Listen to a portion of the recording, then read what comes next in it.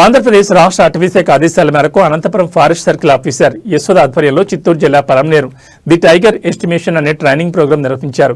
December మొదటి వారంలో ఈ కార్యక్రమం జరుగుతుందని ఆమె వెల్లడించారు. ప్రతి 4 సంవత్సరాలకు ఒకసారి ది టైగర్ ఎస్టిమేషన్ ప్రోగ్రాం నిర్వహించబడుతున్నారు. ఇండియాలో ఇప్పటికీ 6 సార్లు ఈ కార్యక్రమంలో నిర్వహించినట్టు తెలిపారు.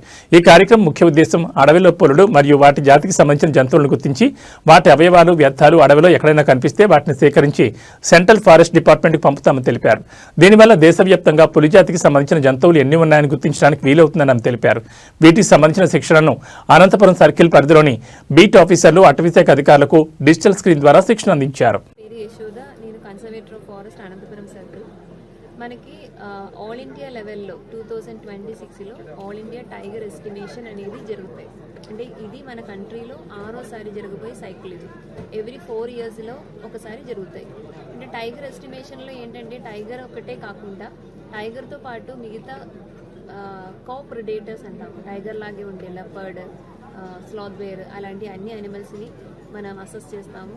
దానితో పాటు టైగర్ అలాగే కార్పొరేటర్స్కి కావాల్సిన ప్రే స్పీషీస్ అంటాం. సో హెర్బివోరస్ స్పీషీస్ అన్నిటిని కూడా అసెస్ చేయడం జరుగుతుంది.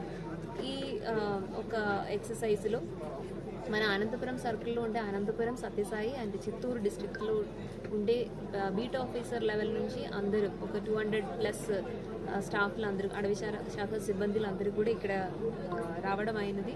వాళ్ళకి అందరికీ ఈ ఎక్సర్సైజ్ ఎలా చేయాలి, ఒక 6 days లేకపోతే 8 daysలో ఉండే ఒక ప్రోటోకాల్ డిసెంబర్ 1 నుంచి మొదలవుతాయి.